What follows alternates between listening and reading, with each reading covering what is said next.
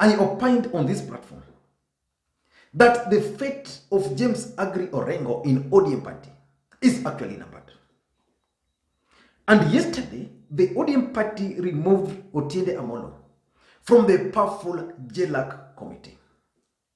And in my considered opinion, that was a clear message from Raila Odinga to James Orengo that his days in ODM Party are numbered, and that is not going to entertain anybody who is going to interfere with the Building Bridges Initiative process. You all remember that last week we had a heated debate in Parliament over the Building Bridges Initiative process. Now, what we have done, and professors of law like John Buddy is saying it's not true, but that is okay because that is your view. I am talking about the law. John Buddy, you've not stepped in law school, so just allow me. Now, the thing, in our case, there were issues that were raised. In our case, there were issues that were raised about fairness of Schedule 2. There were issues that were raised about constitutionality. There were issues that were raised about completeness. I will not speak to them because they're in the document. But to be fair, that debate exposed sharp divisions within ODM Party, pitting James Orengo and Otiende Amollo on one side, and on the other side there was Junet Mohammed, Opiyo Wandayi, and the ODM chairman John Mbadi. So in this video today, I want us to look at why ODM Party kicked out Otiende Amollo from the JLAC committee. And why personally, I strongly believe that it's good politics for ODM Party, but a bad idea coming at a wrong time for the ODM Party. But before we do that, if you're watching this channel for the first time, please, I want you to take a second or two and click the subscribe button so that next time we produce a video like this, YouTube will automatically notify you. And to the subscribers, I want to continue thanking you guys for your continued support. Give this video a thumbs up and look for some popcorns and enjoy this video. Now let us get back to business. Last week we had a heated debate in Parliament, and I opined on this platform that the fate of James Orengo in ODM Party is actually sealed.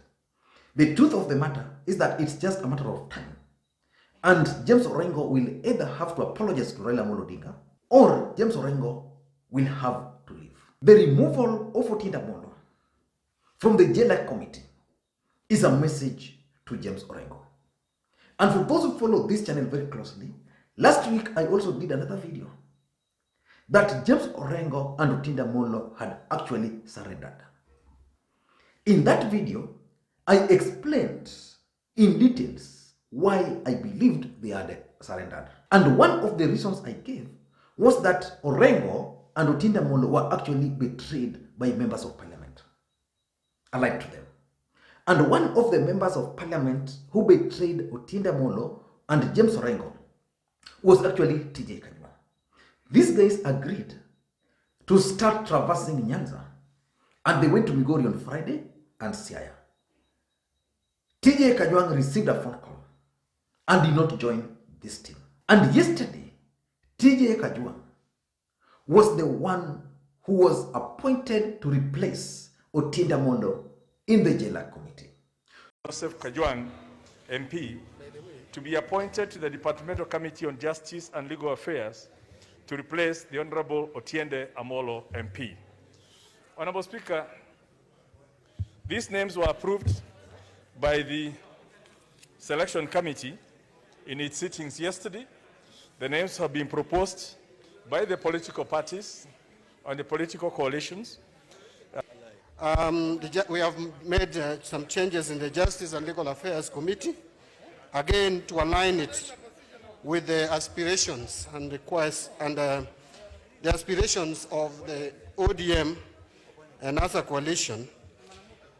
Tom Joseph Kajwang is joining. He may not be a professor in law, but is the People's Chief Justice, and so is well versed in legal matters, and I wish him well in that committee.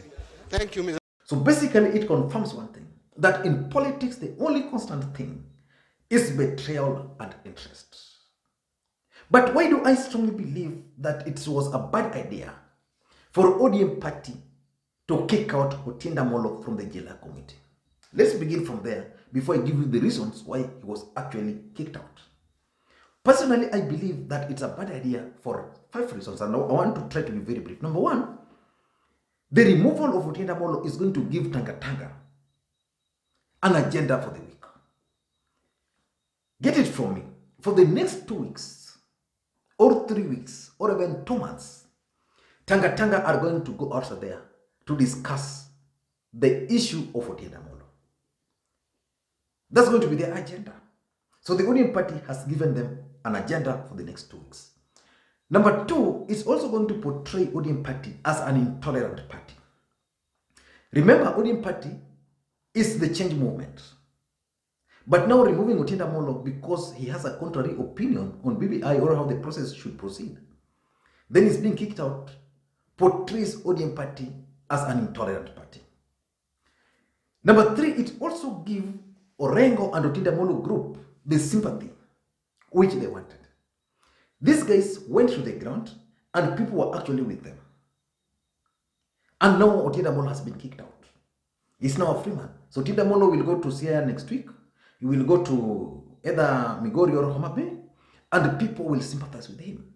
People will sympathize with Otiende Amollo and Orengo because these are the guys who have always represented Raila Odinga in court and won cases.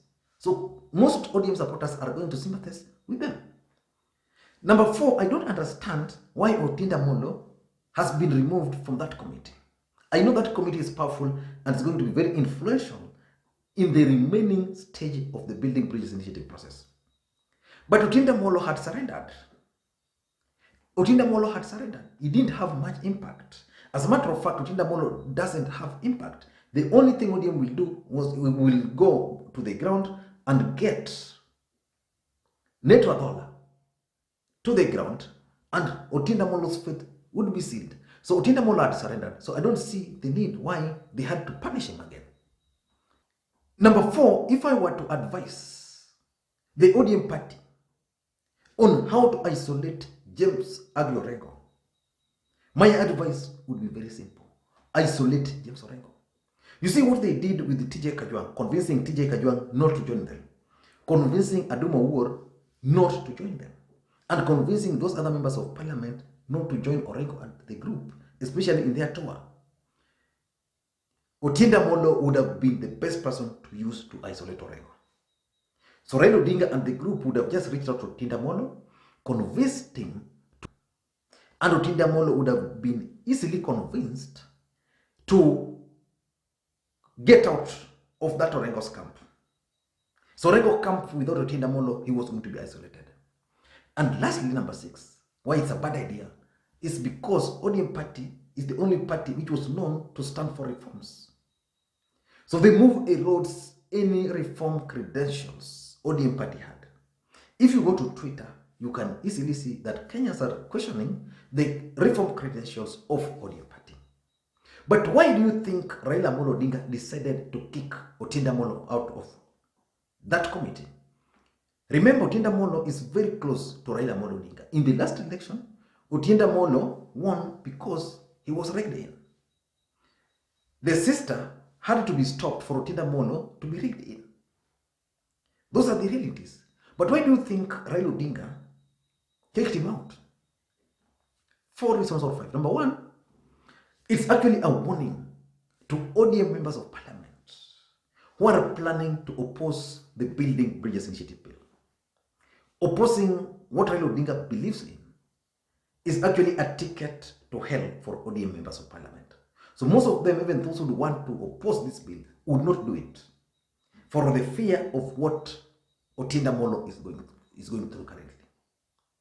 So the members of parliament, I'm certain, are now going to understand that Raila Odinga is for the bill, the way it is. Number two, why Otiende Amollo had to be removed is that Raila Odinga wanted to send his message to the masses, to his supporters, on which side he was. Orengo team was claiming that they are with Raila Odinga. Wandai's side Junet's side and Party side were also claiming that they were with Raila Odinga's side. Now Raila Odinga has spoken. He has kicked out Otiende Amollo from that committee. It simply means that Raila Odinga is with the Mbadi side, he's with Junet's side, and he's with Opiyo and I side. Very simple method of communication. So Raila Odinga has communicated. If any member of parliament were in doubt, now they can decide. If any ODM supporters were in doubt, they can decide.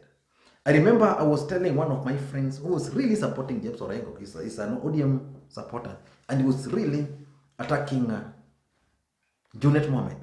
My friend is called Ochola David. I was telling Ochola David that in ODM, there's only one command. And that command is Raila Odinga, because Ochola David was trying to argue that for him, he takes instructions from three individuals, Nyong'o, Orengo, and Raila. So that if Nyong'o speaks, he believes that's Raila. If Orengo speaks, he believes that's Raila. And I told him that's not the case in ODM. Probably he's been in ODM, but he doesn't understand how ODM operates. Number 3, the removal of Otiende Amollo is actually a coded message to James Orengo. Raila Odinga is telling James Orengo, please stop what you're doing. And if you're not going to stop it, this is what I'm going to do. I might also remove you as the Senate minority leader. If, for example, Raila Odinga removed Moses Wetangula, what stops Raila Odinga from removing James Agri Orengo? The only thing which can stop him is the Senate. If the senators, ODM senators can rebel. But I doubt. He can simply convince Okongo Omogeni to come, then he gives Okongo Omogeni the seat. Orengo will do nothing. So basically, it's a coded message to James Agri Orengo. Number 4, it is also a signal which has been sent to the people of Rarieda that your member of parliament, Otiende Amollo, is now opposing Raila Amollo Odinga. He's not supporting what Raila Odinga is standing for. So the ground is actually being created against Otiende Amollo. The ground is going to be hostile for him. So that even if he were to go to the ground next week, his chance of getting a hostile crowd are very high. And I want to offer unsolicited advice to Otiende Amollo. I know I might not be the right person to advise him. Please lie low. You will survive longer in politics. Number 5, which is my last point. The removal of Otiende Amollo confirms one thing. Raila Odinga's seriousness with the Building Bridges Initiative process. Raila is sending a message to anybody and everybody who cares that is taking the issue of the Building Bridges Initiative process personally and is also taking it seriously. So you either ship in or ship out. I had never imagined that Raila Odinga can actually kick out Otiende Amollo from a committee of parliament. I never imagined. I'm certain that even Otiende Amollo never imagined that a day would come when Raila Odinga can actually kick him out of a committee. I'm 100% sure that Otiende Amollo was sure that they were doing the right thing and Raila Odinga was going to support them. But he has been removed. A message has been sent to Bob Agri Orengo. The only challenge I'm seeing for Raila Odinga in Nyanza is that this rebellion can build. Orengo can team up with Obado, can team up with Otiende Amollo. And the situation might actually be different from when Raila Odinga defeated James Orengo sometimes in, was it 2002? I don't know what you think. Let me hear your thoughts. Do you support ODM move to kick Otiende Amollo out of JLAC committee? I want to read those comments, and I want to comment or to respond to each of those comments in the next 2 hours. Thank you guys, and please may you have a good day.